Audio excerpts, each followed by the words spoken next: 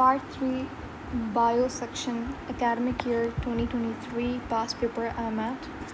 हम कंटिन्यू करेंगे हमारा बायो सेक्शन जहाँ पे we were done with almost 7-8 questions। ठीक है, it's time for question number 17 according to जो series given है उस हिसाब से।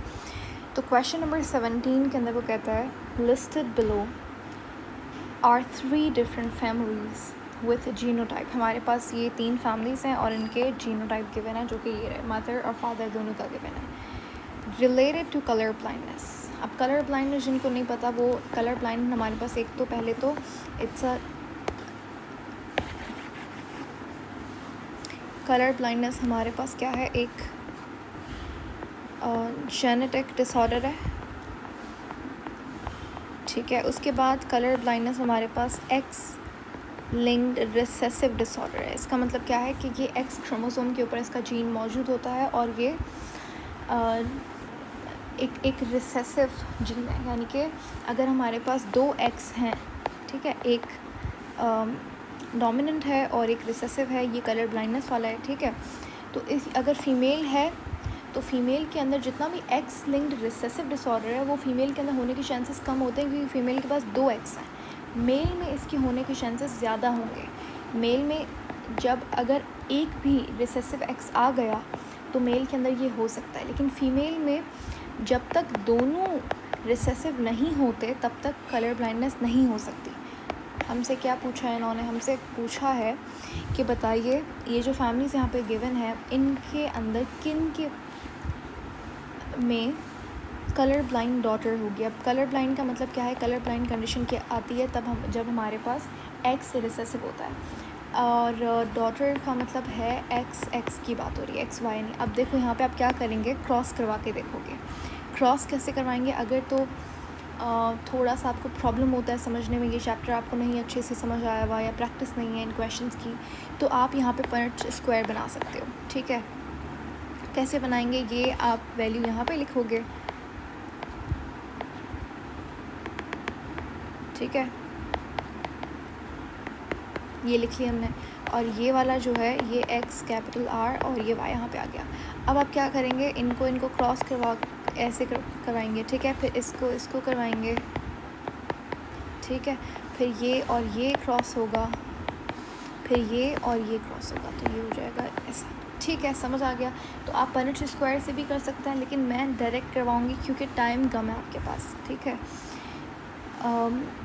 तो आप क्या करेंगे, सिंपल ये जो पहला वाला है इसको आप इससे मिलाएंगे और इससे। ठीक है, इसी तरीके से ये वाला इससे क्रॉस होगा, ये वाला इससे क्रॉस होगा। डायरेक्ट भी आप कर सकते हैं। अब क्योंकि हमने पहला वाला पनट स्क्वायर से बना लिया है तो अब यहाँ पे देखो जो हमारे पास हमें बताना है कि कलर ब्लाइंड डॉटर कौन सी होगी। कलर ब्लाइंड डॉटर कब होगी, जब दोनों रिसेसिव एक्स होंगे उसके पास।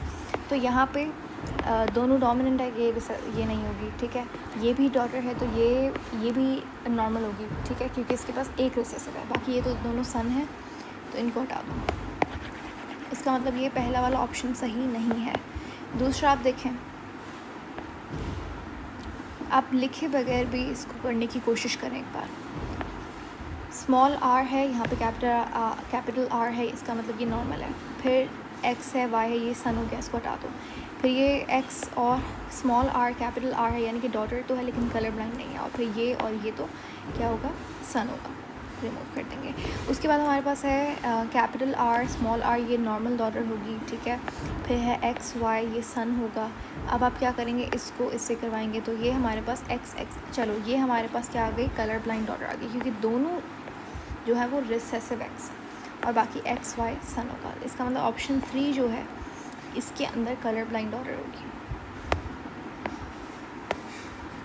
उसके बाद क्वेश्चन नंबर 18 है हमारे पास, which of the following conditions is necessary for a mutation to play a role in the process of evolution. देखें हमारे पास लेमार्क की थ्योरी अगर आपको याद हो तो एवोल्यूशन चैप्टर जिसने पढ़ा है उसको पता होगा।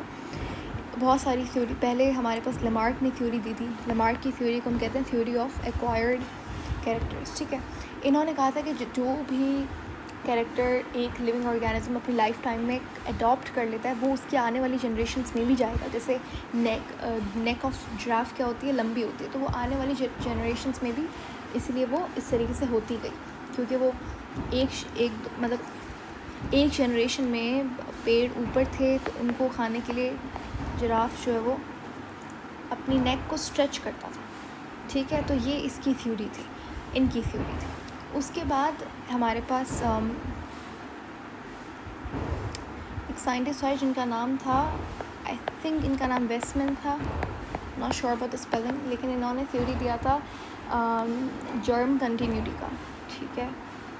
इन्होंने कहा कि ऐसा नहीं हो सकता, क्योंकि म्यूटेशन तो चलो आई नेक की, लेकिन वो म्यूटेशन आने वाली जनरेशन्स में नहीं जा सकती अनटिल एंड अनलेस वो जर्म सेल यानी कि स्पर्म और ओवम में ना हो, क्योंकि ये जो आ रही है ये तो सोमैटिक सेल में आ रही है, और सोमैटिक सेल्स का आने वाले जनरेशन्स बनाने में कोई लेना देना नहीं है। तो म्यूटेशन एवोल्यूशन में तब रोल प्ले करेगी जब म्यूटेशन जर्म सेल्स में हो, यानी कि ओवम या फिर स्पर्म में अगर म्यूटेशन होती है तो वो एवोल्यूशन, तो वो आने वाली जनरेशन्स को इफेक्ट करेगी। सोमैटिक सेल्स में म्यूटेशन होना तो वो तो फिर इंडिविजुअल थिंग हो गई, वो एवोल्यूशन से उसका कोई ताल्लुक नहीं होगा। आप यहाँ पे आप ऑप्शंस पढ़ें, अकरेंस इन जर्म से बिल्कुल ये नेसेसरी है, हैविंग अ डोमिनेंट म्यूटेशन ये ज़रूरी नहीं है, रिसेसिव म्यूटेशन भी नहीं, अकरेंस इन बॉडी सेल्स नहीं, ये तो बिल्कुल भी, ये तो हो ही नहीं सकता। बॉडी सेल्स यानी कि सोमैटिक सेल्स, जितना भी आपके पास जर्म सेल के अलावा सेल है वो बॉडी सेल या फिर सोमैटिक सेल कहलाएगा। उसके अंदर अगर म्यूटेशन होती है तो वो तो एवोल्यूशन से रिलेटेड नहीं है, formation of by the effect of X rays, no. समझ आ गया? Okay, long question, right. Question number 19 इतना लंबा है कि आपको देख के पता नहीं क्या हो रहा होगा, लेकिन जब आप इसे पढ़ोगे so it's gonna be very easy question I think. कहता है कि रिडॉक्स रिएक्शन प्ले करता है वायरल रोल, ठीक है। अभी आपको बताना है कि कौन सा स्टेटमेंट बेस्ट डिस्क्राइब करता है रिडॉक्स रिएक्शंस को in living things. Redox reaction का वैसे मतलब क्या होता है? रिडक्शन और ऑक्सीडेशन। रिडक्शन क्या होती है? जिसमें गेन ऑफ इलेक्ट्रॉन हो। ऑक्सीडेशन क्या होती है? जिसके अंदर लॉस ऑफ इलेक्ट्रॉन हो। Option A transfer of electron होता है, इसको रिडॉक्स कहते हैं, बिल्कुल सही। जिसमें गेन होगा वो रिड्यूस होगा, जिसमें लॉस होगा वो ऑक्सी, बिल्कुल सही लग रहा है मुझे ऑप्शन है। सेकंड में कह रहा है कि रिडॉक्स क्या है? डिस्ट्रक्शन ऑफ मॉलिक्यूल, गलत। Involve the formation of covalent, गलत। Involve the absorption, no, wrong. Redox reaction involve the absorption of light, नहीं। ट्रांसफ़र ऑफ इलेक्ट्रॉन होता है रिडॉक्स रिएक्शन, तो ऑप्शन ए यहाँ पे बहुत सिंपल सा क्वेश्चन था, राइट। लेंथ बड़ी थी लेकिन आसान सवाल था। क्वेश्चन नंबर 20 है हमारे पास। Study the following table which shows the genotype of individuals in a population for a specific genetic trait. The trait is determined by a single gene with 2 alleles, A और small ए। एक capital A है हमारे पास, एक small ए है। हमें क्या करना है? हमें बताना है फ्रीक्वेंसी ऑफ कैपिटल ए। देखो, जब आपको फ्रीक्वेंसी बतानी होती है, अब यहाँ पे तो उन्होंने सफिशिएंट इन्फॉर्मेशन भी नहीं दी हुई, और अगर आपको एक पॉपुलेशन के अंदर फ्रीक्वेंसी बतानी हो तो आप हार्डी-वेनबर्ग इक्वेशन का इस्तेमाल करते हैं।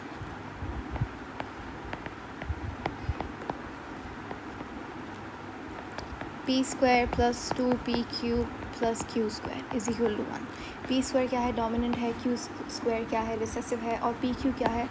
ये हमारे पास हेट्रोजेनस जो होगा वो है। ये होमोजेनस डोमिनेंट है, ये होमोजेनस रिसेसिव है, ये हेट्रोजेनस है, ठीक है। लेकिन यहाँ पर इस वाले क्वेश्चन के अंदर आपको हार्डी-वेनबर्ग इक्वेशन इस्तेमाल करने की ज़रूरत नहीं है, ठीक है, क्योंकि उसने सिंपल आपसे पूछा है कि भाई कैपिटल ए की फ्रीक्वेंसी क्या है, और आपको उसने इंडिविजुअल्स भी दे दिए, उनका जीनोटाइप भी दे दिया। तो इस केस के अंदर जब आपको number of a alleles given हो, टोटल नंबर भी आप निकाल सकते हो, तो उस हिसाब से आप फ्रीक्वेंसी मालूम कर सकते हैं आसानी से। क्या करेंगे? जितना भी आपको जो एलील की फ्रीक्वेंसी चाहिए, जो कि है कैपिटल एलील, कैपिटल ए, ठीक है, टोटल एलील से आप उसे डिवाइड करेंगे और आप इसे क्या करेंगे? मल्टीप्लाई करवा देंगे। नहीं मल्टीप्लाई नहीं, परसेंटेज थोड़ी है जो मल्टीप्लाई कराएंगे 100 से। खैर, तो आप कैपिटल ए की हमारे पास फ्रीक्वेंसी क्या है? तो 1 2 3 4 5 6 6 बारी कैपिटल ए हमारे पास एक पॉपुलेशन में मिल रहा है। तो 6 डिवाइडेड बाई, डिवाइड किससे करेंगे? आपके पास जितने भी टोटल एलील्स होंगे, टोटल कितने हैं? 2 5 से 10 हो गया, राइट। काउंट करके आप देखें तो यहाँ पे 10 एलील्स टोटल है। 6 को डिवाइड करेंगे 10 से तो आंसर क्या आएगा, पॉइंट पीछे चला जाएगा, 0.6 आंसर है। होपफुली अच्छे से समझ आ गया ये क्वेश्चन। ओके, क्वेश्चन नंबर 21 है, विच of the following anatomical structure is responsible for regulating circadian rhythm. हमारे पास सर्कैडियन रिदम को कंट्रोल कर, सर्कैडियन रिदम क्या होता है, जो स्लीप साइकिल होती है हमारी, ठीक है। आप जो चीज़ कुछ दिनों के लिए करेंगे, जैसा पैटर्न आप स्लीपिंग पैटर्न फॉलो करेंगे, आपकी बॉडी उसी तरीके से रिएक्ट करने लगेगी, ठीक है। तो जो स्लीप साइकिल है हमारी बॉडी का, वो कंट्रोल करता है एक ग्लैंड जो कि ब्रेन में मौजूद होता है, आपके हाइपोथैलेमस के साइड में कहीं पे, तो वो कहलाता है पीनियल ग्लैंड, ठीक है। पीनियल ग्लैंड हमारे पास एक स्लीपिंग हार्मोन यानी कि मेलानिन रिलीज़ करता है, सही है। और ये स्लीप को कंट्रोल करने का, हमारी सर्कैडियन साइकिल रिदम को कंट्रोल करने का काम करता है। क्वेश्चन नंबर 22 है, photosynthesis is a vital process. चलो ये डेफिनेशन इन्होंने अपनी लिख दी। क्वेश्चन में पूछा है कि बताइए कौन सी इक्वेशन, बैलेंस्ड इक्वेशन हमें बतानी है जो कि फोटोसिंथेसिस को डिनोट कर रही है। यहाँ पे पहले तो आप यहाँ पे एक गलती ये मत कीजिएगा कि आप इनको काउंट करने, यानी कि जो कोफिशिएंट गिवन है इनको काउंट करने बैठ जाएं, क्योंकि उसने बैलेंस लिखा है चलो बैलेंस करने लग जाए। नहीं, ऐसा नहीं करना।